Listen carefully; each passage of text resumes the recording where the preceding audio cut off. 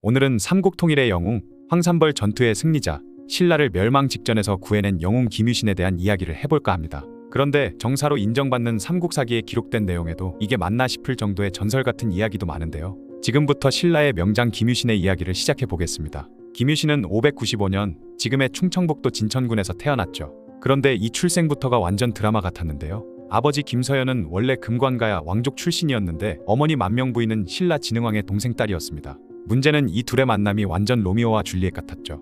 만명부인의 아버지 수클종은 딸이 가약의 출신과 사랑에 빠진 걸 알고 완전 반대했고 만명을 별채에 가두고 사람들을 시켜 지키게 했습니다. 그런데 바로 그날 밤 갑자기 하늘에서 벼락이 치자 지키던 사람들이 깜짝 놀라 정신없는 틈을 타서 만명이 창문으로 도망쳐 나왔던 것이죠. 이게 진짜 하늘이 도운 건지 아니면 우연의 일치인지는 모르겠지만 어쨌든 두 사람은 다시 만나게 되었고 그렇게 함께 만노군으로 떠났습니다. 더 신기한 건 김유신을 임신했을 때의 이야기인데요. 아버지 김서연은 두 개의 별이 자신에게 내려오는 꿈을 꾸었고 어머니 만명은 황금 갑옷을 입은 소년이 구름을 타고 집안으로 들어오는 꿈을 꾸었다고 합니다. 그리고 무려 20개월 만에 김유신이 태어났다는 거죠. 20개월이면 정상적인 임신 기간의 거의 2배인데 이것도 김유신이 범상치 않은 인물이라는 걸 보여주는 전설 같은 이야기입니다. 그렇게 태어난 김유신은 15세의 화랑이 되어 용화양도라는 무리를 이끌었습니다. 그런데 17세 때 정말 놀라운 일이 일어났죠. 김유신이 중학이라는 산의 석굴에 들어가 나라를 지키겠다고 기도를 드렸는데 나흘째 되는 날 거친 털옷을 입은 노인이 나타났습니다. 이 노인은 자신을 난승이라고 소개하면서 김유신에게 신비한 비법을 가르쳐줬죠.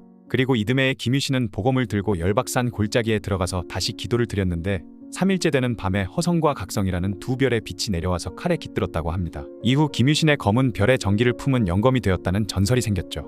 물론 이런 이야기들이 다 과장이라고 볼 수 있겠지만 적어도 당시 사람들이 김유신을 그만큼 특별한 존재로 여겼다는 걸 알 수 있습니다. 이후 장성한 김유신은 드디어 첫 번째 큰 전투를 치르게 됩니다. 629년 그의 나이 35세 때 아버지 김서연을 따라 고구려의 낭비성을 공격하는 전투에 참가했는데 이때 중당당주라는 직책을 맡고 있었죠. 그런데 첫 번째 접전에서 신라군이 고구려군에게 크게 패하면서 병사들이 싸울 의지마저 잃어버릴 정도로 사기가 완전히 꺾이고 말았습니다. 바로 이때 김유신이 나서 내가 듣건대 옷깃을 바르면 갑옷이 바르게 되고 벼리를 당기면 그물이 펴진다고 하니 내가 그 벼리와 옷깃이 되겠다 라고 했다고 하죠. 이후 그는 직접 나서서 적진을 3번이나 드나들며 적장에 목을 베어오는 놀라운 용맹을 보여줬고 이 모습을 본 신라군이 다시 용기를 얻어 진격해 결국 낭비성이 항복하게 됐죠. 이후 642년 김유신이 48세가 되었을 때 신라에 큰 위기가 닥쳤습니다. 백제가 대하성을 비롯해 서쪽 40여 개의 성을 함락시키면서 신라의 서쪽 국경이 완전히 무너진 것이죠.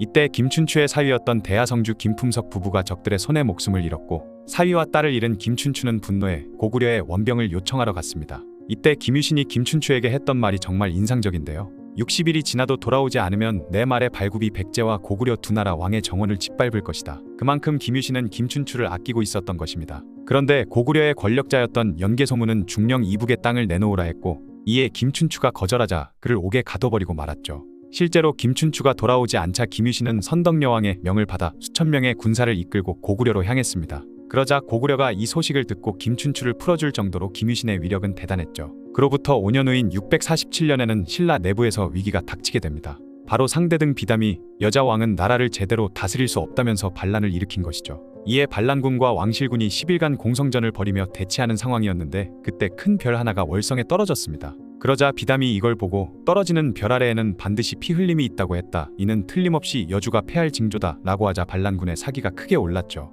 이 소식은 선덕여왕의 귀에도 들어가게 되었고 그녀가 몹시 두려워하자 김유신이 나서서 선덕여왕에게 큰 힘이 되는 조언을 해주게 됩니다. 기람과 흉함은 정해진 게 아니라 오로지 사람이 부르는 것입니다. 옛날에 주왕은 붉은 새가 있었음에도 망했고 노나라는 기린을 얻었음에도 쇠했는데 고종은 장기가 우는데도 흥했고 정공은 용들이 싸웠지만 창성하였습니다. 그러니 덕이 요사함의 이김을 알 수 있습니다. 라고 말한 김유신은 정말 기발한 작전을 선보이게 되죠. 불붙은 허수아비를 연에 달아서 날려보내고 떨어진 별이 다시 하늘로 떠올랐다는 소문을 퍼뜨린 겁니다. 이걸 본 반란군의 사기가 완전히 꺾였고 김유신은 그 틈을 타서 반란군에게 돌격해 반란군을 물리치며 비담의 반란을 제압할 수 있었죠. 특히 648년과 649년은 김유신의 군사적 천재성이 빛을 발한 시기였는데요. 648년에 백제의 대량성을 공격할 때 김유신은 먼저 백제군과 정면으로 싸우다가 갑자기 후퇴하는 척했습니다. 백제군이 이를 보고 성 밖으로 나와서 신라군을 추격했는데 바로 그때 미리 계곡에 숨겨둔 복병들이 일제히 나타나서 백제군의 후방을 공격했죠. 동시에 후퇴하던 김유신도 즉시 군사를 돌려서 협공을 가해 백제군 1천여 명을 죽였습니다.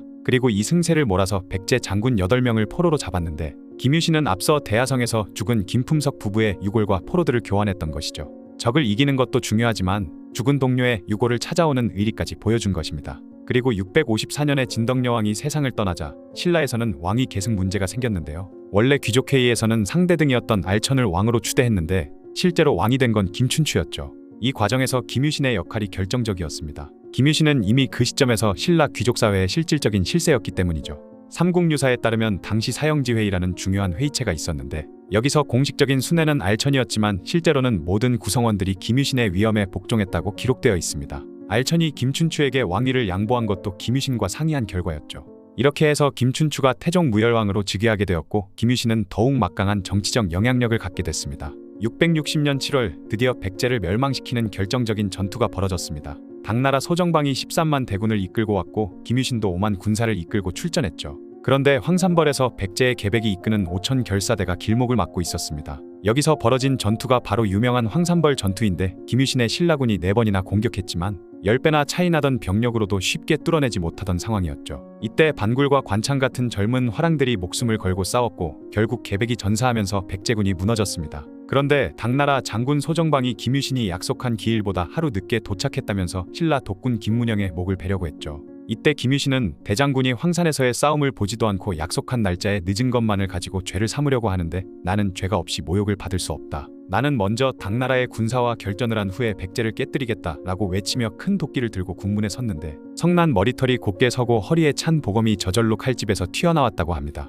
이 모습을 본 소정방이 결국 김문영을 풀어줄 정도로 김유신의 기세가 대단했던 것이죠. 그리고 소정방이 김유신에게 백제 영토를 나눠주겠다고 회유했을 때도 김유신은 굳이 우리만 상을 받을 수는 없는 일이다 라고 거절했습니다. 이미 이때부터 당나라의 속셈을 간파하고 있었던 거죠. 또한 662년에 벌어진 평양성 굴량 수송작전은 김유신의 군사적 능력을 보여주는 최고의 사례 중 하나인데요. 당시 68세였던 김유신은 평양성을 포위하고 있던 당군에게 굴량을 수송하는 임무를 맡았죠. 한겨울 혹독한 추위 속에서 고구려 한복판을 가로질러 굴량을 운반해야 했기에 엄청나게 위험한 작전이었던 것입니다. 조정에서 회의를 열었을 때 모든 귀족들이 너무 위험하다고 반대했는데 김유신만이 스스로 자청해서 나섰죠.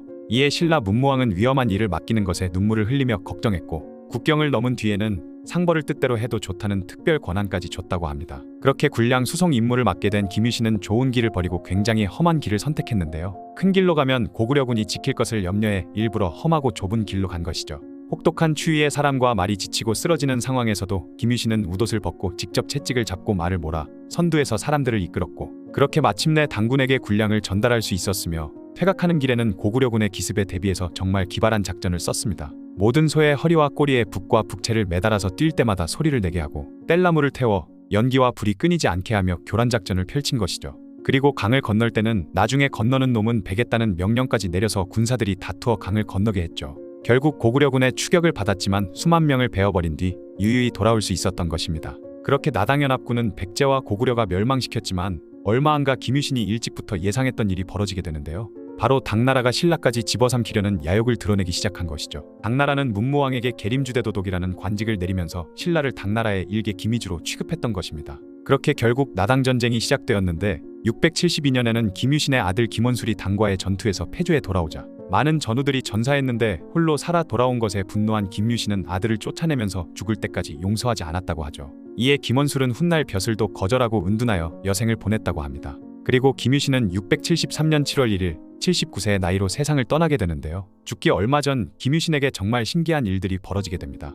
황룡사와 도성 사이에 큰 별이 떨어지고 지진까지 일어나는 기이한 일이 벌어지자 문무왕이 크게 걱정했는데 김유신은 이 변이는 신에게 있는 것이지 나라의 재앙이 아니니 걱정하지 마십시오 라고 말했다고 하죠. 그리고 김유신의 집에서 갑자기 한 무리의 무장한 병사들이 통곡하면서 집을 나오더니 어디론가 사라졌다고 합니다. 이 이야기를 들은 김유신은 그들은 나를 지켜준 은병들이다. 내 운이 다한 것을 알고 떠났으니 나도 곧 죽을 것이다 라고 말했다고 하죠. 그리고 정말로 10여일 후에 병석에 눕게 되었고 문무왕에게 마지막 당부의 말을 전한 후 세상을 떠났습니다. 문무왕은 그의 죽음 소식을 듣고 크게 슬퍼했다고 하죠. 하지만 김유신이 죽은 후에도 그에 대한 전설은 계속됐는데요. 779년에 김유신의 무덤에서 갑자기 회오리 바람이 일어나더니 무장한 노인이 여러 병사를 거느리고 미추왕의 능으로 들어갔다고 합니다. 그리고 무덤 안에서 탄식하고 통곡하는 소리와 함께 이런 목소리가 들렸는데 내가 살아서 평생 어지러운 것을 구제하였고 삼국을 통일한 공이 있었으며 죽어 혼백이 되었어도 나라를 지키며 재앙을 없애고 어려움에서 구제하려는 마음은 조금도 변함이 없었는데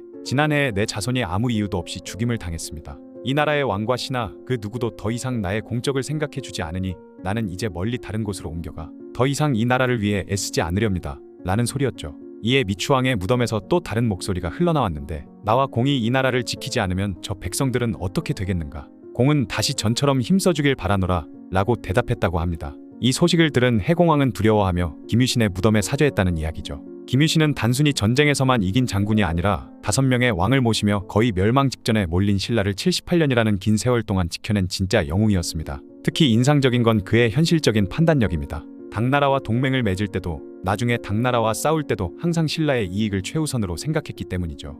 역사에 만약은 없다고는 하지만 김유신이 없었다면 정말로 신라는 멸망했을지도 모릅니다. 그리고 한반도 통일 국가의 성립도 훨씬 늦어졌을 것 같죠.